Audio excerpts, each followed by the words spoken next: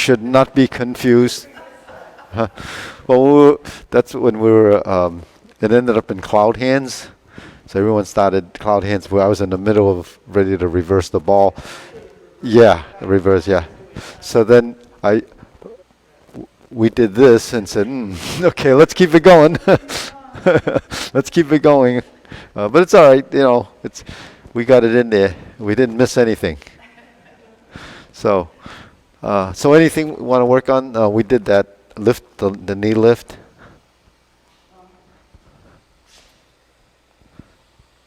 Lift and back and lift and back.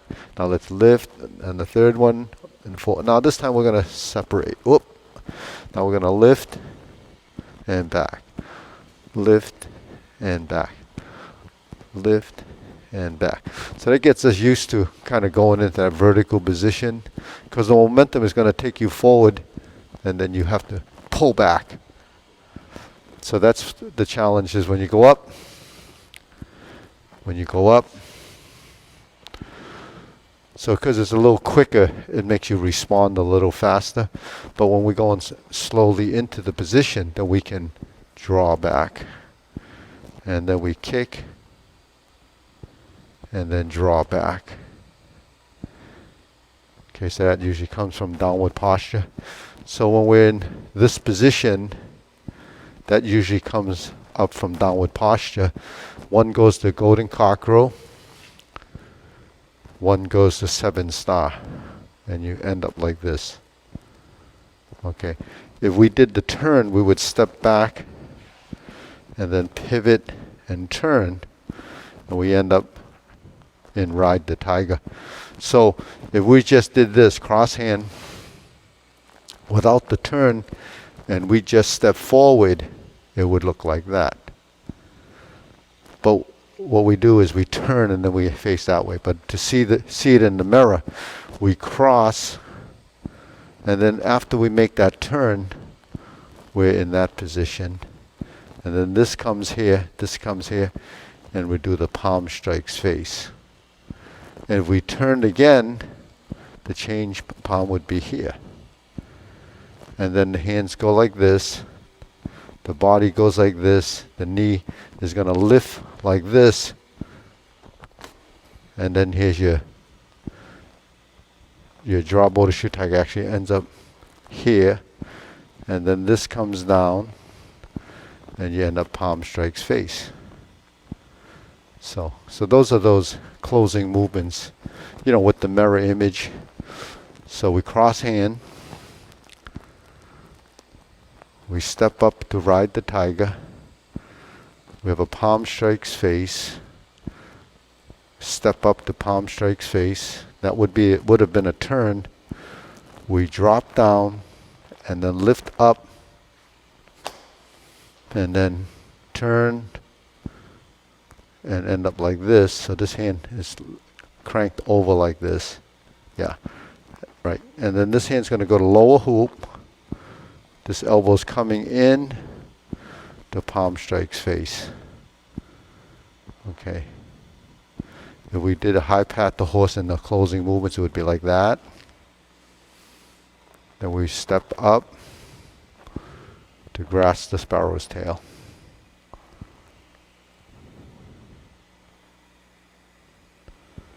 Then you're back to single whip. And then we would do closing movements.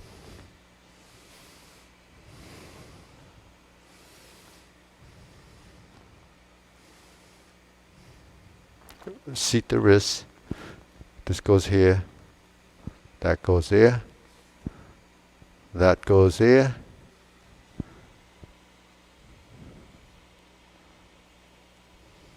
Cross, but you're only crossing here till we come back to here. Then we out to the sides and back. So you're like this.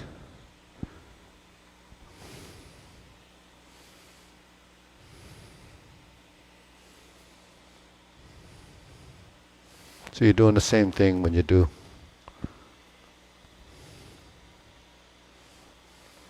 So we're setting up the arm positions, yeah. To beat the tiger? Yeah. So after the kick, yeah, like this. Yeah. So this is like this. Just kind of crank the hands. Yeah. Forehead is sort of in this, in front of your navel. Yeah. So sometimes beat the tiger like this. Sometimes beat the tigers like this. We have one like this. So we draw it and we end up like this. And this comes like that. It's just to find that position. So it's sort of like a hook here, but we're coming to here. Because we kick, we come down, and then come up like this for beat the tiger. So, yeah. So this is like that, yeah. So we have that position slightly influenced by the Mudong positions, because we talked about the center line. And this, so from this position to this position to this position to this position is really a modification of your wrists.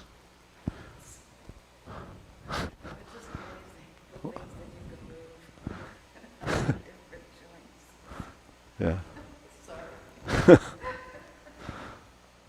Yeah. Yeah. Everything we move is for direction and intent. You know, what's in it? What's intent? Intent is what your mind says to do and directs you to do it. So that's just how we operate, right? Like right now, you probably have some intent after class, and you plan to do whatever it's going to do, and then it just happens. It's just, you know, so the thing with mind over matter and how, you know, we get from moment to moment, it just goes there. So with movement, we do the same thing, you know, in a way, you know, you intend to do that, or you know that that's going to happen, and then it just happens. But you have to, when you're learning it, that's where you have to be really conscious, and then you can't really do too many things when you're learning, because you're really in the moment. That's what sort of meditation is like that. You're in the moment. But if you're focused on doing whatever you're doing, then it's pretty tough to be distracted if you're not allowing your mind to go there. But if your mind is all over the place because you're thinking about too many things, then it gets distracted. Like when we missed the four corners, we were distracted by. So, anyways, we got a couple of minutes. So, how is that okay with the J Lady Work Shuttle? The stepping, where the hands go like that, and then the Golden Cock Rule. We have that movement, the thrust, and that movement. It's just a matter of practicing it enough. And then when we get to the end movements, where we had the cross hand position, you're like that, right? So you're not in front of the eyes. You're about here.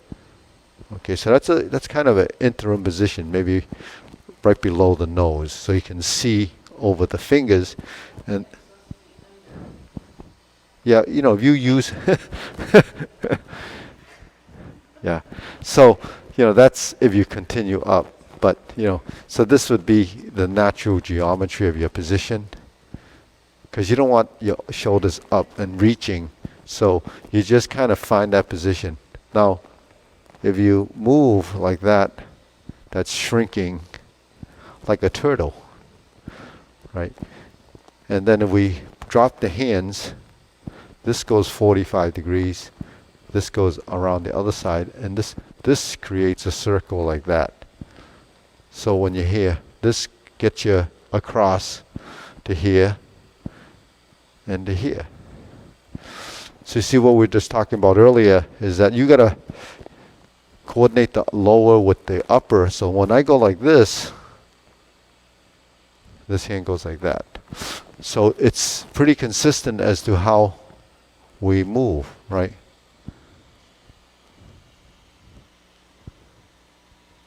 because there's that cross-referencing of the body.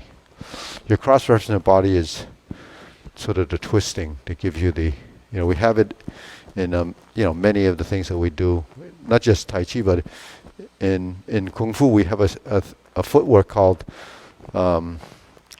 unicorn step. And the unicorn step is a cross step like this. Now when you cross step like this, your body actually always moves in the opposite direction. Right? So that's down here, and then we go this way. Now this cross step like this is like this and this. You see? So the relationship of a body in movement is like that. So that's what we have to understand. Well, at least get the body to understand it. And that's what body intelligence is.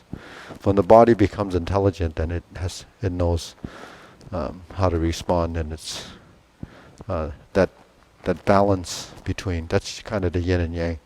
You always, there's a reason why the body twists. It's because it has to compensate for actions in space.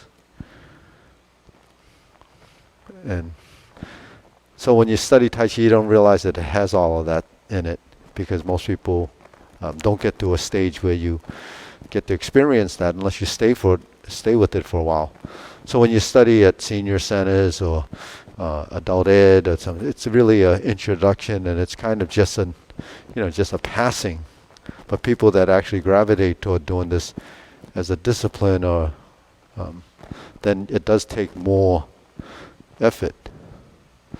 So in Steve's case, he studies at the senior center, but he comes here because he can get more in this class, or more because it's tougher at the senior centers because people are coming in, they're leaving, they're coming in, and they're usually short programs, so you really can't get the complete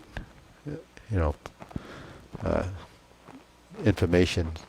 You're getting it, but you're not really training the same way. So it filters. So we have quite a few people that came here. Maria actually came from an adult ed. I met Maria at Newton North High School covering for one of the other teachers that actually was teaching there. And she came, John Connaughton came from that program. And that's how they came. And so anyways, that's it for today.